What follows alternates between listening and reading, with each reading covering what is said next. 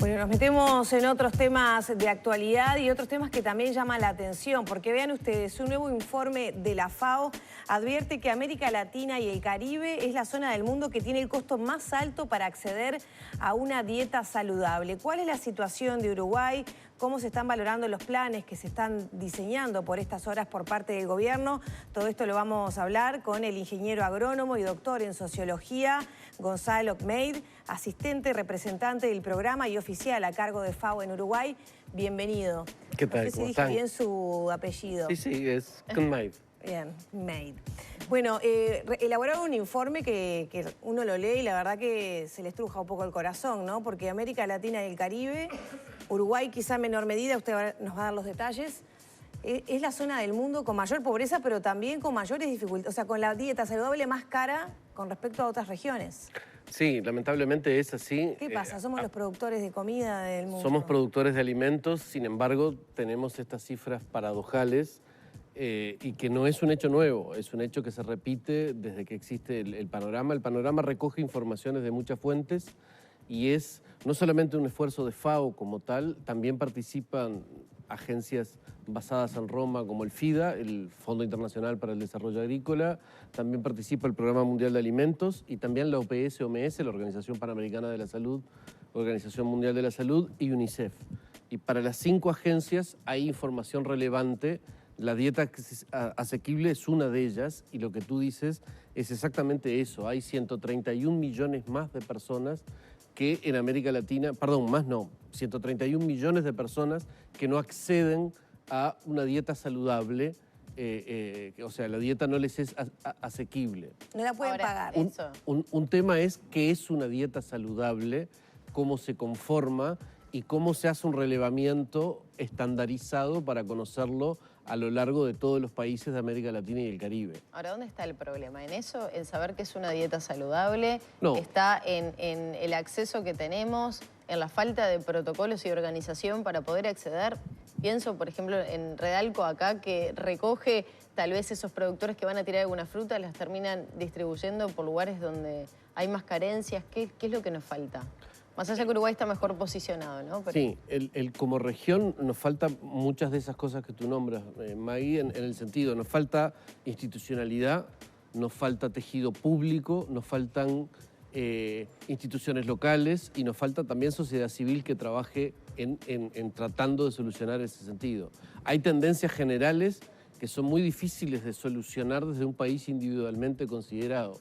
El alza de los precios de los fertilizantes, la crisis de la pandemia, ahora las consecuencias que de hecho el informe captura mal porque los datos que tiene son hasta el 2021 y en algunos indicadores son todavía previos, con lo cual el conflicto bélico en Europa, en Ucrania, no está del todo... Hay algunos efectos que ya se ven, pero seguramente, y todo el mundo, los analistas informados anuncian un 2023 complejo. Hay un término que seguramente escucharon nombrar, que se difundió en Davos, en el Foro Económico Mundial, la OMC, la Organización Mundial de Comercio, lo empieza a usar, que es la policrisis, que va a ser de esas palabritas que vamos a escuchar repetidamente en el año 2023, que es una crisis que combina varios factores que no hay país que pueda enfrentarlos, como no hubo país que pudo enfrentar un fenómeno de la magnitud de la pandemia. O sea, el golpe de la pandemia se le suma a la situación que generó la guerra entre Rusia y Ucrania. Más la crisis de las materias primas, que también es un fenómeno vinculado, pero digamos, tuvo al mundo 8 o 10 meses sin tener los componentes necesarios para una serie de cadenas de valor y procesos productivos, que cualquiera que haya querido comprar un auto en el año 2021 se habrá enterado, porque los plazos de entrega eran autos, computadoras, todo lo que tenía litio, tuvo procesos de demora importantes porque no había litio o había y no estaba disponible. Ahora, Gonzalo, yendo un poco más, no sé, Lore, si querías consultar algo más de esto, pero sí me gustaría saber qué es una dieta saludable para la FAO, porque el uruguayo capaz que dice, bueno, yo como fruta, tengo acceso a comer una ensalada, estoy por el buen camino, ¿no? ¿Qué pasa con el resto de los países? Sí, en ese caso el ejemplo que tú pones va por el buen camino. Hay muchas formas de definir una dieta saludable. Cada uno de nosotros, las personas, tenemos alguna definición de qué comida es o no es saludable, desde nuestras abuelas, nuestras madres, todo el mundo tiene alguna opinión sobre lo que es saludable. En el caso del estudio del panorama, hay una serie de definiciones que permiten tipificar para cada país lo que es una dieta saludable y hacerlo comparable entre países. Y eso tiene que ver con la ingesta calórica, o sea, cuántas calorías se están comiendo, que ese es el centro de la definición del hambre. Una persona tiene hambre cuando no llega a las calorías que tiene que ingerir diariamente, y eso tiene consecuencias devastadoras en la salud. Y, digamos, para el panorama en promedio hay que ingerir 2.330 calorías, no importa retener el número, es el número famoso de cuántas calorías tenemos que comer de acuerdo a nuestra edad y nuestra actividad, a nuestro sexo, nuestra edad y la actividad física o el estilo de vida que llevemos. Eso es cualquier cosa entre 2.000 y 3.000 kilocalorías diarias. Eso es un principio. A partir de eso, esas calorías nos tienen que, además de proporcionar la energía, darnos nutrientes, tanto los macronutrientes como los nutrientes esenciales o los micronutrientes. Y en general eso se produce si comemos nuestra dieta de varios grupos de alimentos. Los nutricionistas y las nutricionistas los científicos dividen los tipos de alimentos en categorías de tipos de alimentos. Y ahí salen las frutas, las verduras, las legumbres, los granos secos, la proteína de origen animal. O sea, son tipos de categorías. Cuando uno hace una dieta que involucra varios de los tipos de alimentos, que nos da nutrientes y micronutrientes y nos da entre 2.000 y 3.000 kilocalorías por día, es una dieta saludable. Adicionalmente, algunos técnicos dicen, bueno, también es necesario que de esas calorías totales no más del 30% provengan de materia grasa y que no más del 10% provengan de grasas saturadas y que no estemos comiendo más de 2 gramos de sodio, que son 5 gramos de sal.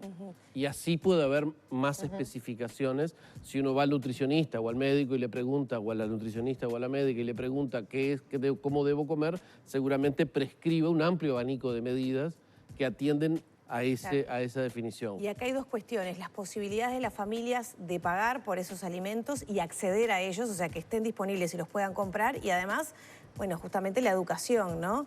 Si todo el mundo pudiera pagársela, ¿habría disponibilidad de todos esos alimentos en la ecuación, digamos, que habría que consumirlos?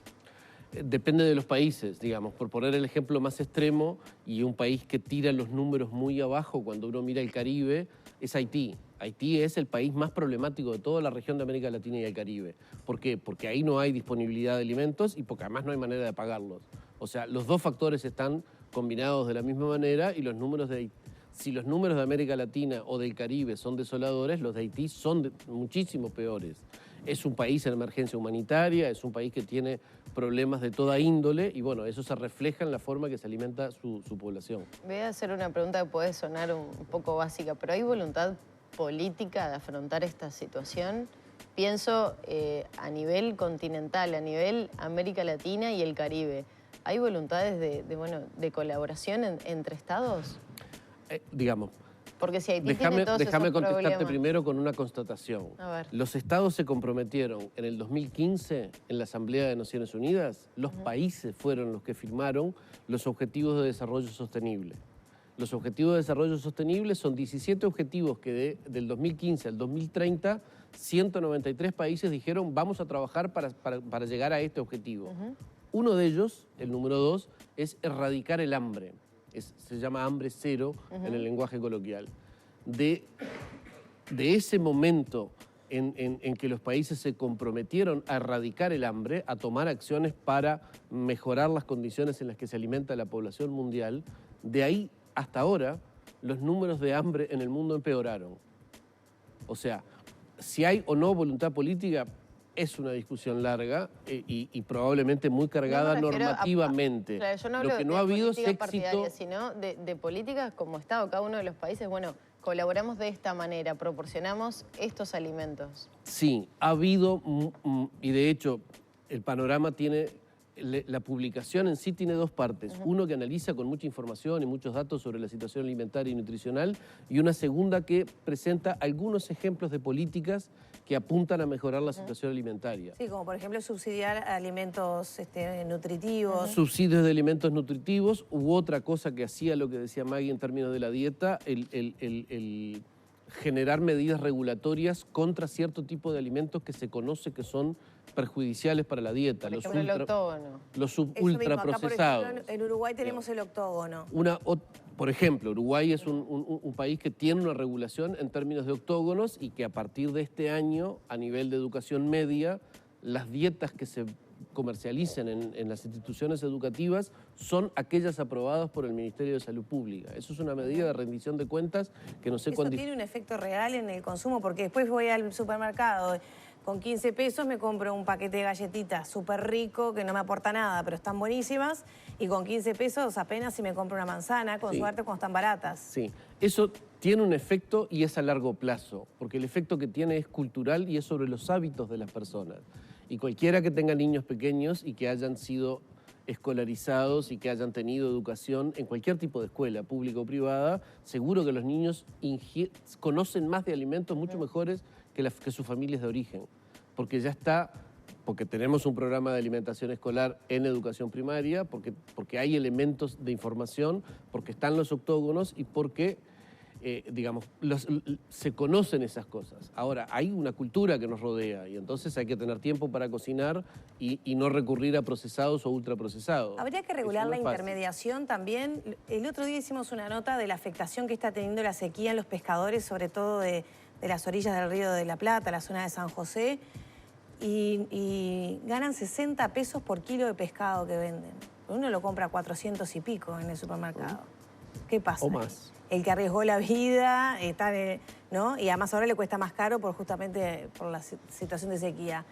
¿Habría que meterse también ahí? Porque ahí hay un las medidas de ¿no? política en general son potestades de los países y son los hacedores de política los que tienen una oferta de instrumentos relativamente limitada. Tampoco hay magia para hacer, pero en muchos casos hay instrumentos que tratan de vincular la producción de alimentos con su consumo. De hecho, el consumir localmente no solamente es beneficioso en términos de la frescura y del tipo de conocer lo que se produce, sino porque elimina la intermediación. Y de hecho hay programas exitosos. No conozco, seguro que hay algún ejemplo en América Latina y el Caribe en relación a la pesca, pero son mucho más comunes, o por lo menos los que yo conozco, los que vinculan los productos de la granja, porque provienen de la agricultura familiar y en algunos países de América Latina de la agricultura campesina, que se vinculan, apoyados por el Estado, ya sea en instituciones locales o nacionales, a programas de alimentación escolar o a programas de alimentación de instituciones estatales de mucho tamaño que tienen muchos sus funcionarios y que permiten hacer compras directas en un territorio y vincularlas directamente sin que haya una intermediación. Ahora, hoy hablábamos, yo ponía el ejemplo de Redalco en nuestro país, que es una organización civil, que bueno, va al mercado, a la UAM ahora, antes al mercado modelo, esas verduras que tal vez después en los comercios no se consumen porque tienen un deterioro y se van a tirar, se distribuyen tal vez entre quienes más lo necesitan.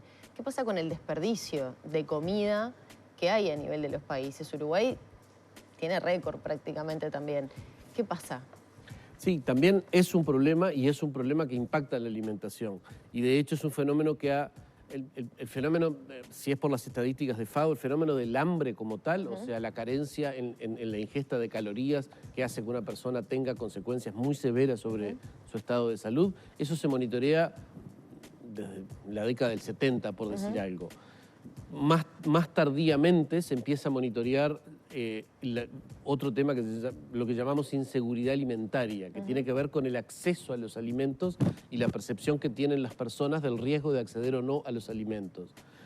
Y junto con esa tendencia, que es quizás de los últimos 10, 15 años, empezamos a ver una preocupación muy creciente en qué pasa con las pérdidas y con los desperdicios. Con un tecnicismo, las pérdidas le llamamos a cuando se generan los alimentos, se producen y se pierden en la chacra, en la comercialización. Y los desperdicios es lo que tiramos en el hogar, lo que se tira en el restaurante, lo que se tira en la gastronomía. Pero pérdidas y desperdicios son una preocupación creciente, lo son en Uruguay, que tiene un Comité Nacional de Pérdidas y Desperdicios de Alimentos y está trabajando sobre ello, lo son en la región. No es sencillo progresar en ello, pero ahí hay un área de trabajo importante para progresar en ese sentido.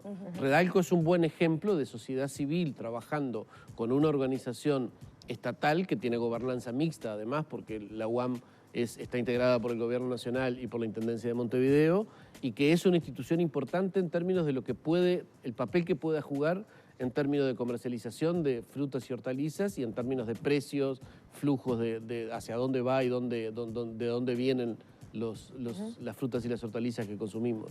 Y en el tema inicial que veníamos hablando de la no posibilidad de las familias de acceder a una dieta saludable, Uruguay, ¿cómo está en relación a América Latina y cómo estamos también en inseguridad alimentaria, que tanto hemos hablado del tema durante la pandemia? Sí, en la región, como dije, hay 131 millones de personas. América Latina y el Caribe, en números gruesos, tienen entre 670 y 680 millones de personas. O sea, eso es un poquito más de un 20% de personas que no están accediendo a una dieta saludable. En Uruguay ese 20% es menos del 4%. O sea, Uruguay no tiene números tan severos como la región. Eso no solo sucede en la dieta asequible, también sucede con inseguridad alimentaria y mucho más marcadamente con los datos de hambre, o sea, de esas calorías que la persona no ingiere. En términos de hambre, Uruguay no registra el dato porque tiene menos del 2.5%, que es el margen de error de los estudios. Entonces, no se reporta. Argentina tiene 3 puntos y algo, sí lo reporta porque está apenas por arriba. Pero en términos de hambre, eso en la región es casi el 9%. O sea, es un valor importante. ¿Y a qué se puede adjudicar esa cifra de Uruguay? No hablamos del 22,5% a nivel América Latina y el Caribe. En el Caribe supera el 50%, hablamos del acceso a la dieta saludable. En Uruguay el 3,6%. ¿Por qué? Y porque hay fenómenos que, digamos, tenemos mayor oferta. La economía es mejor, a nivel de democracia estamos más... Tenemos un país más institucionalizado, tenemos una economía más, en términos relativos, en comparación con la región, seguramente que ha sido capaz de proveer sistemas de protección social y sistemas complementarios, no necesariamente sistemas alimentarios y nutricionales, pero sistemas de protección social que sí tienen un componente, ya sea porque afectan por el lado del ingreso o directamente porque afectan del lado nutricional. Uruguay Crece Contigo, la atención a primera infancia, la atención de los niños, no solamente se encarga de controlar cómo evoluciona la salud de la mujer que está esperando un bebé, sino también de la alimentación, o sea, eso también tiene un impacto. Sí, la alimentación en los centros escolares, etcétera, van haciendo su afortunadamente. Y digamos, estos números uruguayos no deberían ser sorpresa, en el sentido que si uno mira la pobreza en Uruguay, que tuvimos el año pasado una discusión importante a nivel público de si el 10,7 que dio el último semestre era más o era menos, bueno, dejemos esa discusión de lado. La indigencia, que es la medida más extrema de pobreza, a veces a la indigencia se le llama pobreza extrema, y hay una línea de indigencia que es la que separa, digamos, a las personas que no acceden a los ingresos que le permiten la ingesta de una canasta básica de alimentos. Ese valor para Uruguay es 0,4%, no 4%, 0,4%. De 1.000 personas, solo 4 no acceden a la línea de indigencia en Uruguay. Y la inseguridad alimentaria y el hambre son fenómenos muy vinculados a la pobreza. Y la pobreza está muy vinculado a los ingresos y a la desigualdad de ingresos. Ahora, Gonzalo, me imagino que Uruguay ha podido profundizar en ese 3,6%. Porque como decimos en líneas generales, América Latina y el Caribe, y están esas diferencias del 50 y pico contra el 3 de Uruguay, ¿qué pasa con ese 3,6% en nuestro país? ¿Se puede tener claro si hay determinados departamentos donde se incrementa esa situación de la dieta accesible y saludable? ¿Se puede hacer algún tipo de profundización en esos datos? En el panorama no hay una profundización y tiendo a pensar que no es sencillo trabajar con el dato nacional, abrirlo porque está calculado de tal forma que permita la comparación entre países y no abrirlo a países. Sí hay un dato mucho más interesante, que es el primer estudio nacional hecho por el INE, por el Ministerio de Salud Pública, por el Ministerio de Desarrollo Social, de inseguridad alimentaria. O sea, nosotros contamos a partir del año 2022 con un estudio nacional de inseguridad alimentaria, que es un dato que sobrescribe el dato de la FAO. O sea, FAO hace otros estudios que son internacionales, pero cuando hay un dato de reporte nacional, si cumple con los estándares técnicos que solicita la FAO para eso, ese es el dato nacional. Y de hecho, el dato de FAO del trienio anterior, que era de 2019-2021, ahora contamos con un primer dato de serie nacional que es 15% medido por hogares. Y lo que es más importante, y eso va, no estoy esquivando tu pregunta, es... Tal vez había hecho, tal vez no. Digo, por eso está bueno conocer más. Ese 15% de inseguridad alimentaria que tiene que ver con la percepción de las personas de si tienen riesgo o no de ingerir alimentos. Es una encuesta, se mide por encuesta, el hambre se mide indirectamente de otra manera. Eso sí se puede analizar por regiones. Las regiones fronterizas por arriba del Río Negro están en desventaja en relación al área metropolitana, y se puede analizar por grupo de población. Y las noticias son las mismas que conocemos y no son buenas. En los hogares que tienen niños chicos, los datos de inseguridad alimentaria aumentan. Y en los hogares más pobres, si los dividimos por quintiles, como se suele hacer y como presenta la información el Instituto Nacional de Estadística, ese 15% que es promedio nacional, en el primer quintil de hogares es el 40%. El sistema de distribución de alimentos que anuncia el MIDES para comenzar a partir de abril es bien valorado para revertir esta situación. Es una medida de política que es importante y que obviamente apunta a generar mecanismos para atender a esos grupos de poblaciones más vulnerables, que exige además un despliegue territorial importante. Porque, digamos, en la ley de los promedios pasan muchas cosas. Y no es lo mismo tener presente una alerta de una situación con un número que nos dice cuál es la realidad nacional, a saber dónde tengo que intervenir. Claro. Para las autoridades locales, nacionales o para una ONG, bueno, ¿en qué territorio intervengo? ¿En qué departamento? ¿En qué zona? ¿En qué barrio? ¿En qué manzana? Claro. Esas son decisiones de política pública o de interacción, de programa, que son mucho más finas a veces que los promedios con los cuales nos movemos. Muchas gracias por estos minutos. Gracias a ustedes.